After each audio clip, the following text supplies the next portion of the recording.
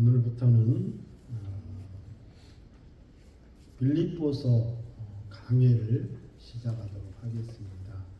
우리가 몇 주 전에 에베소서 강해를 마치고 그리고 또 어버이 주일에 맞게 설교를 하고 또 지난 주에는 성령 강림 주일에 대한 말씀도 오순절 말씀도 드렸고, 그래서 이 에베소서 마친 이후에 다음으로 연결되는 게 빌립보서인데, 이 빌립보서의 말씀도 몇 년 전에 강해 설교를 했습니다.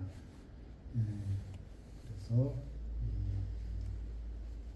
오늘은 이 빌립보서 시작하는 강해 설교를 본문 1장 1절부터 11절 말씀을 정했지만, 우선 이 빌립보서에 대한, 그리고 빌립보서를 강해하기 전에 빌립보 교회에 대한 말씀을 조금 나눠야만 이 말씀이 연결되리라 생각됩니다. 이 빌립보서는 에베소서와 함께, 에베소서, 이 성경 순서대로는 에베소서, 빌립보, 골로새, 그리고 저 뒤에 빌레몬서 이렇게 되어 있습니다.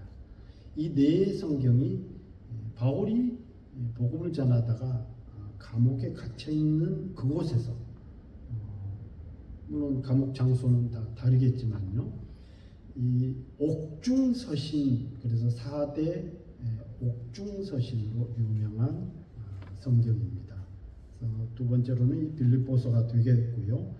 빌립보서를 논하기 전에 아까 말씀드린 대로 빌립보 교회에 대해서 우리가 좀 알아야 돼요.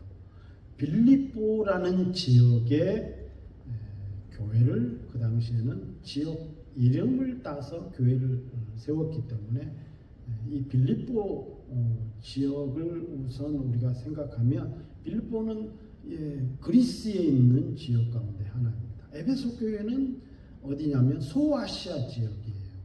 지금으로 따지면 어디냐면 터키, 튀르키예 그러죠. 터키 지역에 있는 그 에게해 지역 근처에 붙어 있는, 제 기준으로 왼쪽에 지중해가 있고, 그리고 오른쪽에 흑해는 좀 갇혀 있는 바다죠. 그래서 그 둘을 연결한 곳이 에게해라는 조그마한 바다지만 사실 크죠. 그 바다를 기점으로 그 아래가 튀르키예, 터키고, 그 약한 북부 지역의 터키, 사실 터키가 아시아이기도 하지만 또 유럽이기도 해요. 그래서 유럽으로 분류하는데 조금 그 남쪽 그 아시아 지역에 있는 서쪽 아시아죠. 그 지역이 거의 10분의 9고 약 10분의 1 정도 해당하는 곳이 또 튀르키예가 유럽에 붙어 있어요. 그래서 그 남쪽에 있는 남쪽 터키의 북부 지역이요, 북서부 지역에 에베소 교회가 있고, 그리고 이 빌립보는 사실 훨씬 왼쪽에 있는 그리스 지역 부분에, 그래서 지금 그리스이기도 하고 또 마케도니아, 지금 마케도니아라는 그 지역. 그래서 빌립보 교회가 그곳에 있습니다. 이 빌립보 교회는 사도행전 16장을 보게 되면 바울이 전도 여행을, 사실은 바울은 전도 여행을 자기가 1차 하겠다, 2차 하겠다, 3차 하겠다, 4차 하겠다 이렇게 정해놓고 한 건 아니지만, 후대에 지금 이르러서는 성경학자들이 바울이 1차적으로 전도 여행을 했다 돌아오고, 그래서 순회해서 그 지역이 1차 여행이 되고, 또 2차 전도 여행을 하고 또 그것을 또 교회도 세우고 또 순회 또 선교 사역을 감당하는 2차, 3차, 4차까지 이렇게 되어 있습니다. 그런데 이 2차 전도 여행을 하는 와중에 사실 세워진 교회가 빌립보 교회고요.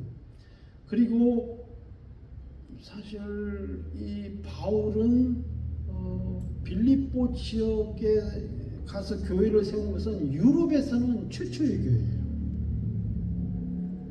그런데 이 교회를 세우기 전에 바울의 의도와 그의 선교적 계획은 소아시아 지역, 에베소 교회가 있는 곳이죠. 소아시아 지역 하면 계시록 가면 대표적으로 7교회가 나요. 빌라델비아 교회, 하다못해 에베소 교회, 또 아까 말씀드린 서머나 교회, 이렇게 7교회가 쭉 있습니다. 그런데 그 소아시아 지역이 교회도 많이 세워졌고, 그리고 전도해야 될 또 대상도 많고, 바울이 볼 때에는 그가 기도하는 중에 소아시아 지역을 더 돌아보려고 마음을 먹었었는데 자꾸 길이 막히는 거예요. 그 지역에서 전도를 하려고 계속 순회하려고 갈 때마다 길이 막히고, 그래서 기도하는 중에 환상이 보였는데, 마케도냐 사람 한 사람이 서서 멀리 서서 나에게 오라고 자꾸 이 환상이 보이는 내용이 나옵니다. 그래서 그 내용이 바로 사도행전 16장 9절, 마케도냐 사람 하나가 서서 우리를 제발 도와달라 하는 이 환상이 보여서 바울이 하나님의 사인인가 보다 하고 그곳으로 가게 되어서 바로 빌립보 교회를 세우게 되는 결정적 계기가 된 것입니다. 잘 아는 대로 다른 건 다 차지하고요. 이 빌립보 교회가 처음으로 세워지는 데 있어서 1등 공신을 한 사람이라고 할 수 있는 사람이 바로 루디아라고 하는 자주장사예요. 여인이죠. 근데 큰 사업가였어요. 자주색 옷감을 파는, 지금 같으면 자주색 옷을 파는 거죠. 그 옷감을 팔아야 그 옷을 잘 재단해 갖고 옷을 입히는데, 사실 자주색 하게 되면 보라색을 말하는 거예요. 보라색 하게 되면 오늘날도 상위 2%나 3%나 있는 색깔의 옷이 자주색이래요. 잘 어울리지가 않는답니다. 그러니까 말 그대로 하이 레벨에 있는 로얄 패밀리나 입어야 되는 그런 옷. 가끔 저도 여기 시내 하이웨이에서 이렇게 지나가다 보면 저쪽 하버 브릿지에서 이렇게 넘어오다가 시내를 지나가면 큰 간판에 보면 그 이쪽 그 영국 왕족 가운데 공주의 옷이 보라색 옷이에요. 여러분 보면 보여요. 그런데 이 자주색을 그 옛날에 2000년 전에 자주색 옷감 장사를 했다는 것은 크게 사업을 했다는 거예요. 빌립보 교회는 빌립보 지역 자체가 굉장히 교통 요충지였습니다. 그리스 로마 그 지역에 있었어요.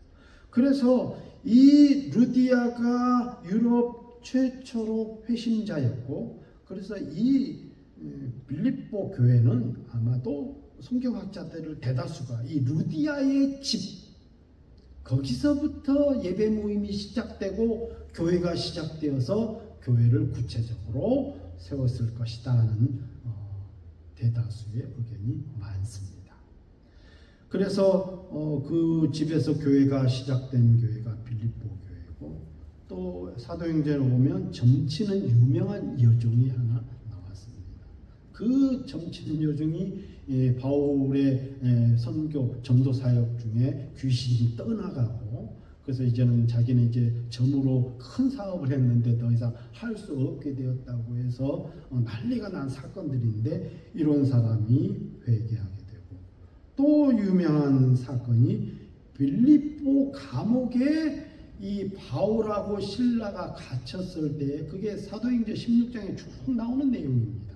빌립보 교회가 어떻게 세워졌는지 잘 나오는 내용이에요. 전도하다가 바울과 실라가 갇히게 되었을 때에 바울과 실라가 밤새 기도했습니다. 기도할 때에 그들이 기쁨이 충만하고 찬양하고 기도할 때 옥문이 열리는 역사가 일어나게 되었어요.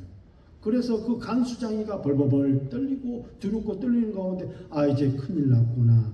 이제 나는 이 감옥에 있는 죄수들을 잘 간수하지 못하고 이 죄수들이 다 탈옥하고 이제는 내가 이제 가정을 책임질 수도 없고 나는 큰 죄에 빠져서 죽게 되었다고 스스로 목숨을 끊으려고 할 때에 바울이 수도했죠. 나는 아직 이 감옥에 있다. 감옥문이 열렸지만 걱정하지 마라. 이렇게 하신 분은 하나님이시다. 그러니 이 간수장이 그러면 나는 어떻게 해야 이 상황에서 내가 벗어날 수 있고 구원받을 수 있겠습니까? 그가 말한 구원은 구속적 구원은 아니고 내가 살 길이 뭡니까? 그런 내용이거든요. 그랬을 때 바울이 주 예수를 믿으라. 아주 유명한 말씀이죠. 주 예수를 믿으라. 그리하면 너와 네 집이 구원을 얻으리라. 그래서 이 간수장이 또 회개하고 하나님을 믿게 되고 빌립보 교회가 개척하고 교회가 세워지는 데서 귀한 일꾼이 되는 초석이 되는. 그래서 루디아 장사 또 아까 점치는 여종 그리고 이 간수장이 뿐만 아니라 그 외에 많은 사람들이 회개하고 바울의 복음에 의해서 세워진 교회가 바로 이 빌립보 교회다. 그런 내용입니다. 그래서 이 빌립보 교회는 바울의 선교 사역을 가장 적극적으로 후원한 교회 가운데 하나였습니다. 그 빌립보 4장에 가면 나중에 다 살펴볼 내용이에요. 그래서 바울은 자기를 통해서 세워진 개척이 되어져서 세운 많은 교회들이 있지만 이 빌립보 교회는 더욱 많이 애정이 가는 교회 가운데 하나였어요. 그래서 이런 배경을 여러분들이 알아야만 이 빌립보서를 강해 설교를 들어가는 데 있어서 조금 사전 이해가 되리라 믿습니다. 이 에베소서와 같이 옥중에서 기록된 이 빌립보서지만 에베소서도 그래요. 그런데 이 빌립보서는 더욱 그렇거든요. 감옥에서 기록했다라고 생각이 안 들 정도의 내용들이에요. 근데 바울이 옥중에서 기록했다고 표현을 했기 때문에 이게 옥중에서 감옥에서 죄인 신분으로 갇힌 상태에서 기록된 성경이구나 이해할 뿐이지 받아들일 뿐이지 읽는 내내 몇 번을 읽어도 빌립보서가 감옥에서 죄인이 기록한 성경인가 편지글인가 싶을 정도의 내용이에요. 그래서 빌립보서는 이 대표적 핵심 단어가 두 개 있는데 하나는 복음이고 하나는 기쁨입니다. 그러니까 복음과 기쁨이 빌립보서의 핵심 키워드예요. 감옥이라는 단어가 어울리지 않죠. 감옥에 있는데 그 속에서 기쁨을 표현하고 나타낼 수 있는 그 원동력. 여러분 일부러 그렇게 하는 거 같고 진짜 기쁨이 넘쳐서 원동력은 뭡니까? 말 그대로 근원이잖아요. 내 안에서 넘치는 에너지. 어려운데 분명히 힘든데 그 에너지가 넘친다는 거. 도대체 뭐길래? 분명히 그의 현실적 삶의 환경은 어려운데 전혀 어려워 보이지 않는 내가 아닌 다른 사람들이 보았을 때 그렇죠. 제3자가 보았을 때요. 그리고 이 빌립보 교인들에게 전혀 염려하지 마라. 내가 이런 중에서도 하나님의 복음이 폭발적으로 전달되고 있다. 복음의 진보가 엄청나게 향상되고 있다 하는 것을 지금 말하고 있고 그럼요. 여러분 생각해 보세요. 내가 스스로 내 자신에 대해서 나 안 어려워. 그런데 상대방들은 어려워 보이는데 이렇게 느끼는 거 하고요. 나는 진짜 어려운데 상대방들이 볼 때 형편이 어려웠어? 아니, 전혀 그래 보이지 않는데 이거하고는 상황이 너무 다르잖아요. 지금 바울은 그렇다는 거예요. 그것은 분명 무언가가 있다는 뜻이죠. 저도 신학할 때에 제 동기생들 같은 학우들, 교우들 그런 사람들이 저한테 하는 얘기가 우리 이 강병화 그때는 전도사님이었어요. 전도사님은 어디 내놔도 살아갈 사람이다. 또 여기 와서도 처음에는 제가 교회를 개척하기도 전에 집사님들이 하는 말이 강 목사님은 엄청 부자예요. 제가 뭔 부자예요? 집이 있습니까? 차가 뭐 좋은 차가 있습니까? 어떤 캐시를 뭐 통장에 많이 있습니까? 캐시도 없고 아무것도 없는 사람들이 있는데 그것도 부자들이 자기는 가지고 다 갖고 있는 사람들이 강 목사님 부자예요.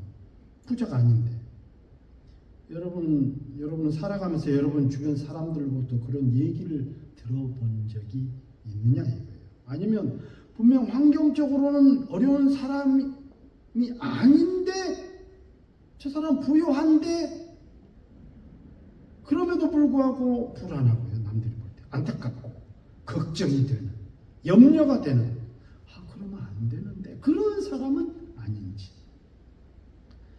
뭘 해도 어떤 경우가 되어도 바울은 지금 그런 상황과 그런 환경입니다. 그렇기 때문에 바울은 능력자인 겁니다. 나는 다 가진 자다. 나는 부유한 자다. 바울이 결혼을 했습니까? 하다못해 어떤 지위나 권세나 뭘 가진 것이 있습니까? 딱 예수님이죠. 예수님 뭘 가진 게 있습니까? 아무것도 없잖아요. 가정에서 나왔지. 결혼했습니까? 아니죠. 뭐 어떤 재산이 있습니까? 아무것도 아니에요. 아무것도 아니에요. 바울은 자신이 왜 그런지를 빌립보서를 통해 직접적이 아닌 자신도 모르게 오직 복음에 깊이 관여가 되다 보니 주변 환경이나 세상은 온데간데 없고 오직 주만 보이는 크리스찬들의 능력이 바로 그런 것입니다. 빌립보서의 핵심 단어가 그래서 복음과 기쁨인 거예요. 복음의 은혜를 알고 복음의 능력을 알고 복음의 진짜를 아는 진정한 그리스도인의 첫 출발이 되어야 되는 거예요. 가끔 보면 요즘은 뭐 TV보다 유튜브들을 많이 보잖아요. 쇼츠도 많이 보고 중독성이 있잖아요. 근데 가끔 보면 감동이 될 만한 이야기들이 많이 나오거든요. 그걸 보기 시작하면 또 맨날 그런 얘기만 나와요. 근데 어떤 사람들은 뭐 부모에 의해서 환경에 의해서 그렇게 되어진 사람도 있지만 부모가 말려도 혹은 환경에서도 말려도 자기가 재밌대.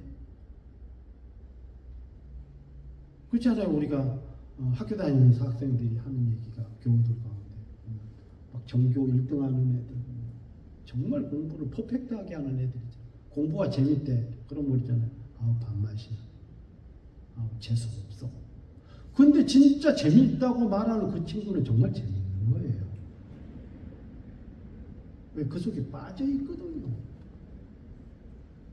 우리가 볼 때는 저렇게 몸 베리고 저렇게 운동하면 제가 언젠가도 얘기했을 거예요.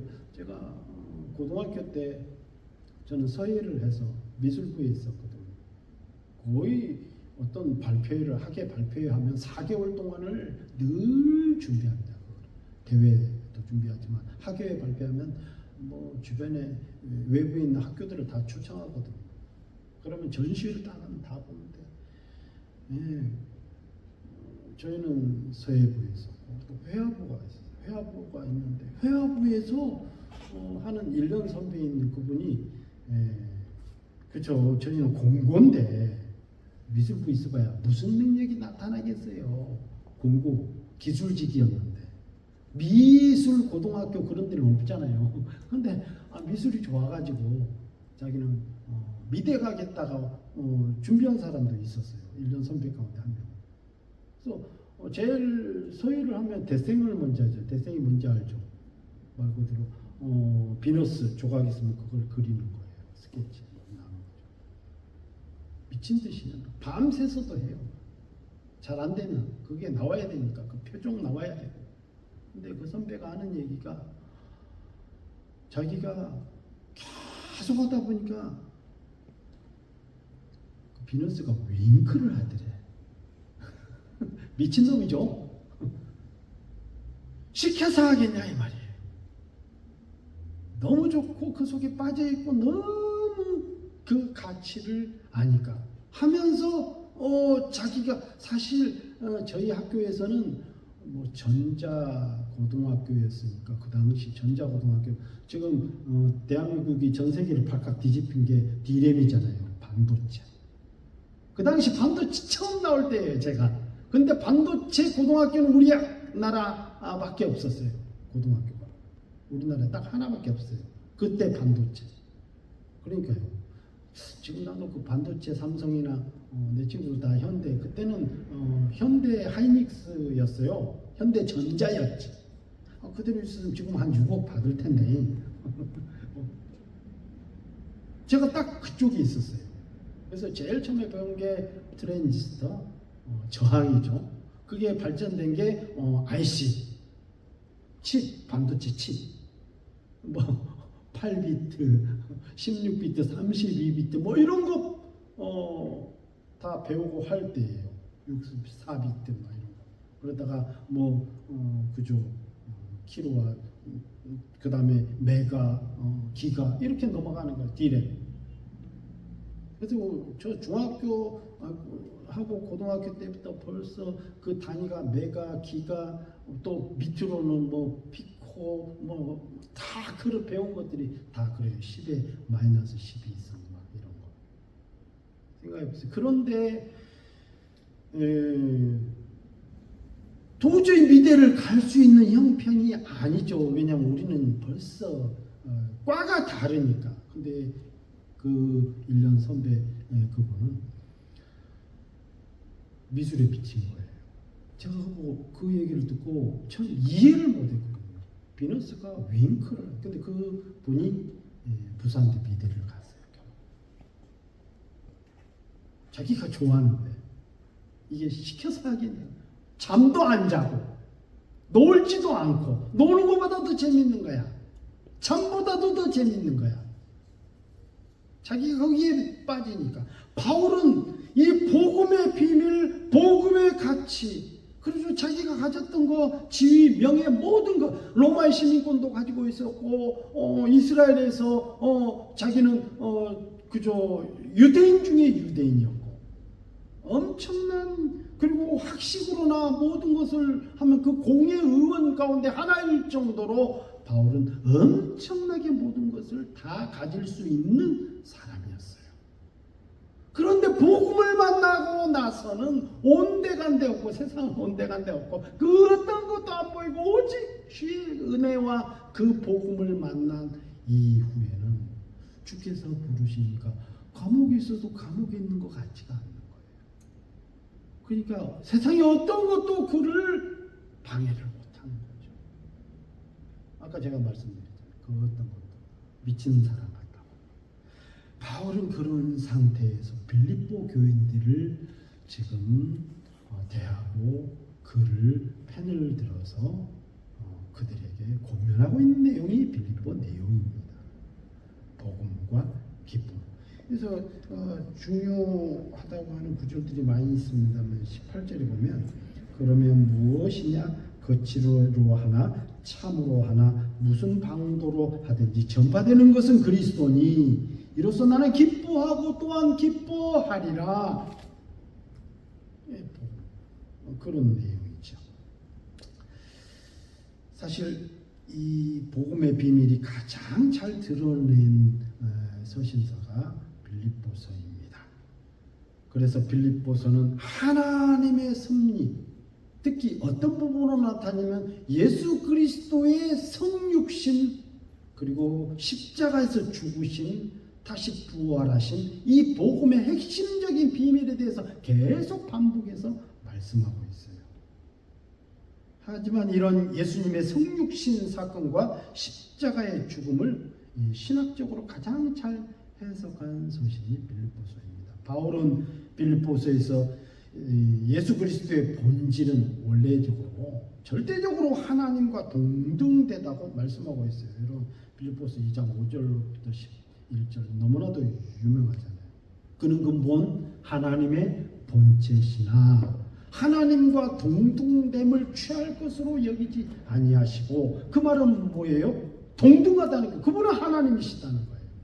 이 빌립보서에서 그걸 말하고 있어요. 그가 발견한 복음인 거죠. 그럼에도 불구하고 예수님은 하나님과 동등됨을 여기지 않으시고 스스로 인간의 몸을 입고 세상에 내려오시고 심지어는 보통 인간들보다 더 낮고 비천한 삶을 택하시고 사셨다고 말씀하고 있어요. 그 분명한 증거가 바로 우리가 아는 바대로, 우리가 믿는 바대로 예수님의 십자가의 죽으심입니다. 이것은 당시 보통 사람들에게 있어서도 흔치 않는 비참한 죽음의 사건이었습니다. 바울은 이를 통해서 주님의 겸손과 희생정신을 빌립보 교인들에게, 그리고 오늘 저와 여러분들, 그리고 교회의 모든 성도들에게 가르치고 있습니다. 예수님께서 부활하시고 승천하시고 하나님 보좌 우편에 앉게 된 이면에는 이러한 주님의 헌신과 희생, 이것을 말씀하고 있습니다. 바울은 역시 주님과 그 복음을 위해서는 감옥에 갇히는 것도 마다하지 않고 있습니다. 사실 예수님이 그렇게 낮고 천한 인간의 몸으로 이 땅에 오시고, 그리고 사람으로서 많은 사람들에게 고난을 받으시고 마침내 십자가에 죽으시고 썩고 사망에 이르기까지 그러한 모습들 왜 그렇게 하셨습니까? 오직 그의 목적은 사랑이죠. 내가 너희를 아버지께서 나에게 주신 내 자녀들 사랑에 빠지신 거죠. 여러분, 사랑에 빠지면 미친 듯이 바뀌는 거 알죠? 시간입니까? 공간입니까? 환경입니까? 내 사랑이 지금 내가 이거 뉴질랜드에 있다 할지라도 가장 반대쪽은 어디인가요? 저 뒤쪽에? 어디? 미국입니까? 어디? 가장 멀리 있다 할지라도 내 사랑에 빠져 있으면 옆에 있는 것 같거든요. 목숨도. 그래서 주님은 그런 거 다 내려놓고, 그러니까 바울은 감옥에 갇히는 거 그것쯤이야 이런 거죠. 복음이 전파될 수 있다면, 한 영혼이라도 구원될 수 있다면 아무것도 아니라는 거예요. 그러니까 정말로 순교하는데도 두려운, 사실은 순교라는 거예요. 예수님 때문에, 복음 때문에, 선교의 일들 때문에 고난받고 복음 때문에 죽어지는 이 순교는 인간적으로 생각 못하는 거예요. 너무너무 어렵고 너무 힘들죠. 그런데 더 어마어마한 그 원동력, 포스, 그 능력, 복음의 능력을, 그 은혜를 알아버렸기 때문에 아무것도 아닌 거죠. 부모가 자녀들을 위해서 희생하는 것쯤이야. 아무것도 아니죠. 자녀는 부모를 위해서 못합니다. 그렇게 이 희생이라는 거 위로 안 간다고 그랬잖아요. 우리는 주님을 위해서 그렇게 못해요. 근데 그 복음의 은혜를 알게 되면 아깝지가 않는 거예요. 그 자녀들이 철이 들고 자녀를 낳고 결혼하고 가정을 갖고 사회생활을 알고 사회 쓰디쓴맛을 알기 시작하면 부모의 헌신과 희생을 알아지는 거죠. 그래서 이제 죄송스럽고 어떤 것도 아깝지 않고 그렇게 되는 겁니다. 바로 바울이 말하는 빌립보서에서 말하는 복음과 기쁨의 그 이면에는 그런 것들이 있다. 그래서 바울은 이 빌립보서를 통해서 위로하고 분문하고, 혹시 너희가 믿음을 갖는 일 때문에 어려움이 있느냐 기뻐하라고 말씀하고 있어요. 그리고 주님의 겸손을 본받으라고도 당부하고 있습니다. 여러분, 낮아지지 않고 높아질 수 없습니다. 죽어지지 않고는 부활이 없고요. 이 빌립보서의 핵심 교훈입니다. 요즘 하늘 끝까지 높아지려고, 다 소유하려고, 다 가지려고 수없이 그러다가 실패하는 이 요즘 살아가는 현대인들에게 다시 한번 주는, 우리가 기울여야 되는 교훈입니다. 혹시 요즘 나에게 어떤 힘든 환경이나 혹은 어려움 가운데 있습니까? 그러한 환경의 요인이 무엇 때문에 발생했는지 한번 생각해 보시기 바랍니다. 선한 목적 때문인지 아니면 나의 죄악의 결과인지. 가정을 위해서 혹은 자녀를 위해서 그리고 나의 성장을 위해서 혹은 발전을 위해서 그러한 어떤 선한 싸움의 결과물 때문에 어려워진 것이라면 이거 아무런 문제가 되지 않습니다. 오히려 기뻐하고 감사해야 될 그런 일이다 이 말이죠. 그래요. 요즘 저도 목회를 하면서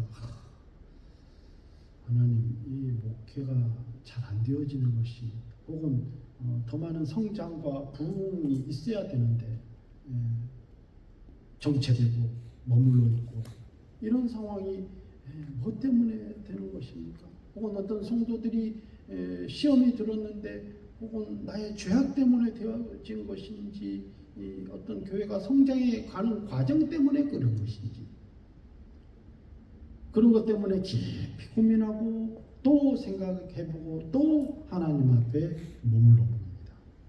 만약에 그런 것이 아니라면 오히려 기뻐하고 감사할 일에 왜 성장해 가는 과정에 그런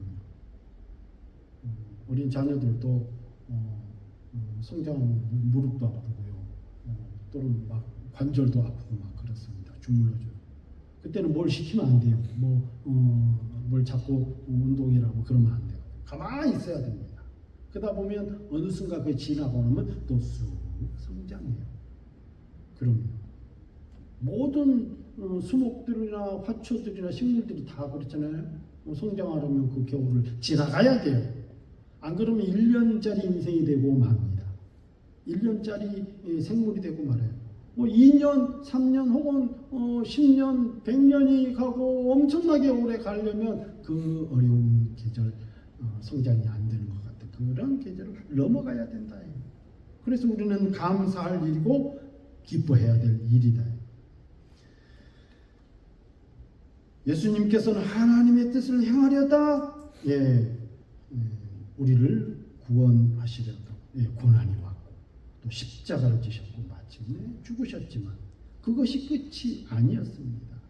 바울이 복음 때문에 감옥에 갇힌 것이 오히려 복음 전파의 목적에 더 부합하고 복음의 진정이 되었고 그것으로 인하여 더 감사가 되고 위로가 되고 그러한 환경이 그를 결코 어찌할 수 없는 마침내 희생이 되었을지라도 그러한 희생이 온 유럽 지역의 복음의 확산의 출발점이 되었다는 진리.